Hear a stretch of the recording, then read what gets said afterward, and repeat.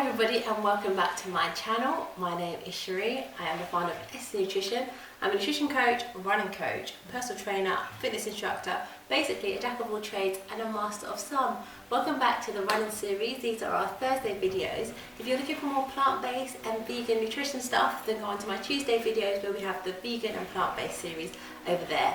And before we get started, don't forget to subscribe and hit the bell for notifications for all the future videos. So today's video is all about you. I'm going to be looking into the reasons why you might be thinking of starting a running program. Now, this isn't generic. This is something you can get deep within yourself and figure out why you want to start running. Now, a lot of people just hit the road and they give up very quickly because they haven't really got a strong reason or desire to really go running. It's really for a long term. We're going to look into all the reasons why somebody might want to start a running practice and turn it into a lifelong habit. So firstly, you need to have your own personal why you want to go running. When I started, I was running a Tough Mudder, so I had to go running.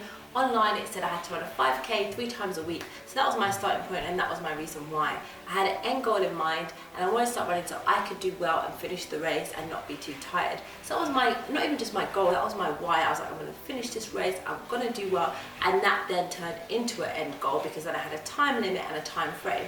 So firstly, think about your why. A lot of people start running for a lot of different reasons. For some people, they've been to the doctor's told them their health isn't very good, they might need to lose some weight and they've got a lot of other health related problems. Running is a free exercise option they can do. Some people start doing a run-walk cycle so they can lose that weight and become more healthier. So for them, they've got a really massive why. Their health is a big problem. They've got a lot of health problems which can ultimately lead to death really, and it's quite scary. So for some people, their why is massive, it's huge. You know, they've got a big health problem. For other people, it's not as big. You know, they're at home, they're locked down, they're a bit bored. Going out is something, as a hobby, is something to do. That can also be a why as well. You haven't got many hobbies, you are bored, you need something that will keep you interested. So that's another why. So your why can be as big or as small as you want, but you need to find it within yourself and it needs to be personable to you. So now I run because I love the thrill of going for a race. I set myself goals and targets and my why is just to run as many races as possible, get my best times, be my best self, and also as I am a running coach, I like to lead from example, lead from the front with my running practice. So that is my why and that's what gets me up when I don't feel motivated, but I know that I have to run because I have to deal with my why and I know it's for myself. So for some people, even having a why sometimes can be hard to get you up. So it's good to have an accountability partner. I did speak about this before in some of my other videos on running, but if you do have an accountability partner, they can get you up where sometimes your why is just not getting you there. Because if your why is quite small, you're just starting out, it can be hard to get the motivation. So if you have someone else telling you that you need to get up and go for your run or waiting for you to run with you, then that does help as well. So your accountability, tell them what your why is, tell them your reasons and why you are running and going out for your run. So that's another thing, you can get someone accountability in with that. And also look at what type of runner you want to be. So for a lot of us, we start off doing a couch to 5k. But a lot of people don't like running long distance, so why are you running long distance? That's what I always say to everybody. Why are you running 10k, 10 miles, half marathons, a marathon? What is it? You've seen it on the internet, you've seen it on TV, you've seen other people doing it. Why are you doing those distances? For some of us, we like to do sprinting. We like to do 100-meter sprints, 200-meter sprints. But because everyone's doing a couch to 5k, that's what we feel that we need to do as well. That's definitely not the case. And for some of us, don't like doing sprints and intervals in the gym. And then I've never run on the road before and you're a bit afraid to run that 5k, just go for it. Run, walk, or run, 2 or 3k. No one says you actually have to run a 5k. It's just a number that people have in their head. And races are 5k because otherwise they would be a bit short as a race so that everyone can do it. So that's mainly why they start at 5k. But if you just want to run 2 to 3k, then you can do that as well. That is a great distance for yourself. So just think, what kind of runner do you want to be? Do you want to be a sprinter? Do you want to do mid-distance? Mid-distance is about 5k to 10 miles. Or do you want to be a long distance runner, which is, I say, from about 10 miles, half marathon, marathon, ultra marathons, or even do you just want to do things like Tough Mudders, obstacle races, trail runners? There's so many different types of running you can do. Figure out for yourself what type of runner you want to be and just make it personable to yourself. Even when I was doing Tough Mudder, I'd never run before. People were like, you don't even like mud. I'm not gonna lie, I don't even like mud now. I'll run Tough Mudders, I'll run Spartan races, but I do not like mud in general. if we went outside and you was with me and there was a muddy puddle, I'm not walking through it at all. I do not like mud. So when I was doing that, a lot of people were like, well, why are you doing this? You know, why don't you do something else? Why don't you do a different type of running? But that's what I wanted to do. So I went for it. I'm glad that I did it. I didn't listen to anybody else because I really do enjoy doing those races, even though on my day-to-day it's not something I would have done in the past or done before. So if you are looking into running, you know, a half marathon or a marathon, everyone's like, but you don't run, you never run long distance. It doesn't really is a burning desire that I would go and do that. If you want to be a long distance runner, or if you're just someone that likes to run the London Marathon once a year, there's also people like that. They don't really run all year round, but they'll train for 6 months, you know, 6 to 9 months to run the London Marathon, and that's fine as well. So pick what type of running you want to do. Are you someone that just wants to run for fun, or do you want to run and do races? Some people don't like racing at all. I know a lot of people that I do my running club, they're like, no, racing is not for me. They want to learn to run, they want to learn to get fitter, they want to burn their stamina. Coming to running club once a week is great for them. That's all the running they want to do. That's the next thing I want to say, is schedule. How much times a week do you want to run? Do you just want to run once a week and do other exercises? For some people, running is their little fun, their little me time. But during the week, they like to do light exercises like Zumba, or they might go to one of the body pump classes at the gym. They like to do different things. People like to mix it up. Now, it depends on also what your goals are, like I said in the past. So if you are running a half marathon, running once a week, doing 5Ks is really not going to get you to where you want to be. However, if you're just running for fun, then yeah, running a 3K once a week is fine. If you just want to practice your sprinting and maybe you want to lose some body fat, then doing your intervals in the gym is fine just for you. You know, 3 times a week doing your intervals for a few minutes. Figure out your running schedule, and if you do need help, get a running coach. They can get out a program for you and show you when you need to run, how long you need to run for, the distance, the speed, what you need to do, because that will really help with your motivation as well. I know Monday, Wednesdays and Saturdays are my running days, and sometimes if I miss those days, what I'll do, I'll put it to the next day if something comes up and I can't run, but I know those are my running days. Sometimes I really get confused at the moment with what days of the week it is. I'll get up and I'm like, it's day for a run. I'm like, no, it's not. It's an arm day or whatever day it is. But I have my day, so I know. And also it helps me when I start training again for races. I know, okay, Monday I did my shorter day. Wednesday I'm going to do a mid-length, and Saturday I'm going to do a longer run. Sometimes I mix it up, depends how I feel and what I've got on that day. That's how I set my distances, but I know I have those set days to go running. So when I get up, even if I don't feel like it, I'm like, well guys, it's a run day, it's time to go, it's time to get running. So get your running schedule in place, and this will really help your why and help your motivation. So going on to motivation can almost be the hardest part when it comes to running.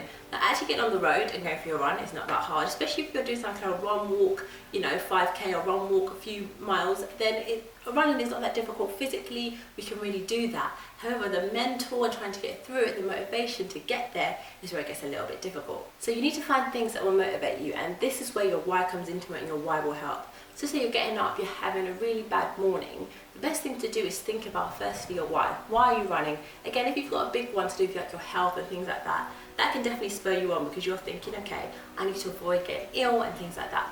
However, if your why is a little bit smaller, like, oh, I've just got this hobby running, I'm just running now and then just to, you know, have something interesting to do, you need to find your motivation from somewhere else. So what I normally do is think about, before I go running, how I feel after I go running. So do I've got a lot on my mind, I find that running definitely clears my mind. So the best thing to do is have your positive thoughts about running before you even start going, because that way it gets you up and it gets you in the mindset, okay, when I go for a run, it's going to make me feel good. It's like a positive reinforcement.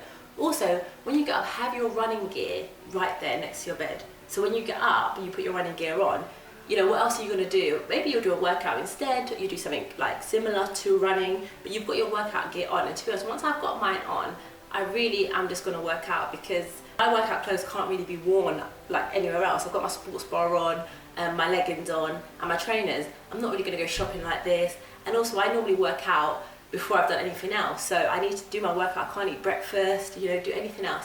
So have your running gear next to your bed. So when you get out, you can be out that door, ready to go, and then it's out the way and it's done for the day. And then you haven't got time to give yourself any excuses as well. Now, on the flip side to that, if something serious does come up, or you generally aren't able to run, you don't feel well, you don't feel up to it, then you can have a few days. I would recommend taking a few days off.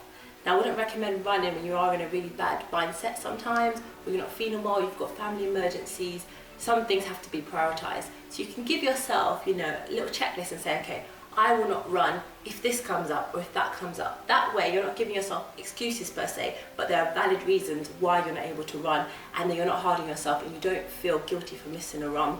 the guilt of missing a run can also be just as bad as like having the motivation to go running, because you set yourself these days, and just say one day you miss it, I wouldn't feel bad, because you set yourself those priorities and you're like, right, I had to go pick up my son from school, I had to go do commitments, I had to look after a family member, I had to go get groceries, there was no other time from that time to get, you've got to get your food shopping, that is something that's very important, I had to do my laundry. Some of these things don't seem that important in the grand scheme of things, but you've got to go to work, if you haven't got clean clothes to wear, when you put it in perspective, it's quite important. So if you look at the things from that side, you can say, okay, I missed my run today because I had to do X, Y, and Z.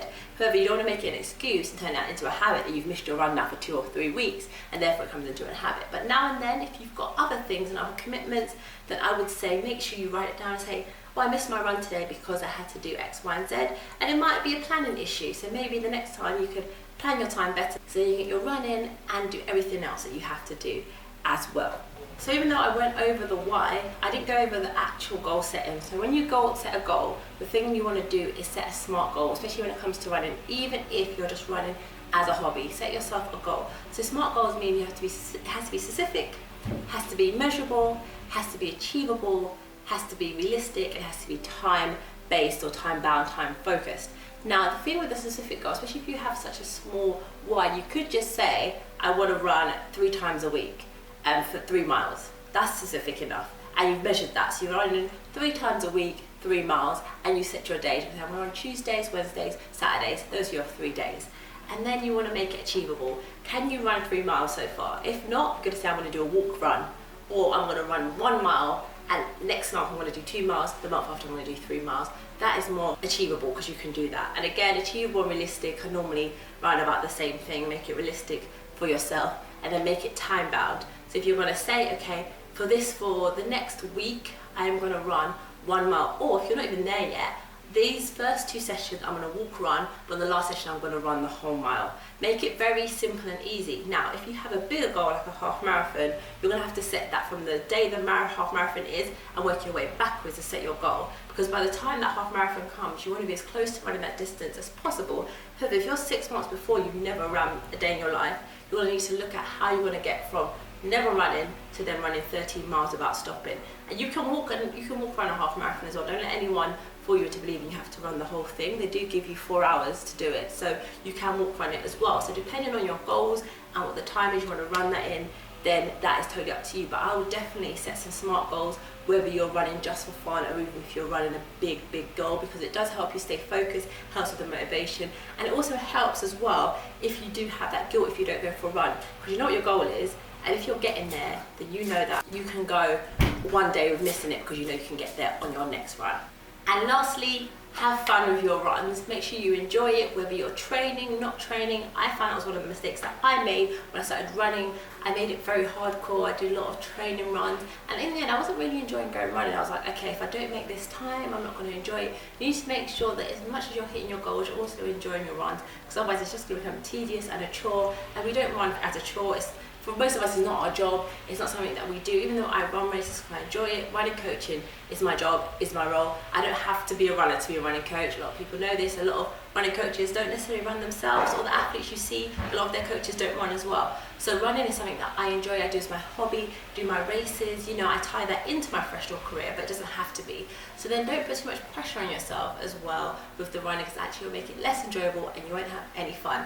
Now I hope this has given you an idea of how to start your own running program by yourself. I would definitely recommend hiring a running coach that can help you with all of these little bits and sew them all together, but definitely get started on that why, so you can figure out why you're running, what running is going to do for you, and how it's going to help you and be beneficial to your life and your lifestyle.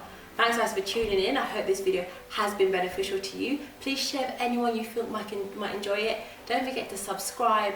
I will see you next week. If you do need any help, then please feel free to contact me on Instagram, which is @SherriD_nutrition, or Facebook, which is /SherriD_nutrition. Other than that, guys, have a great week. Don't forget to like, share, and subscribe, and I will see you next week. Bye.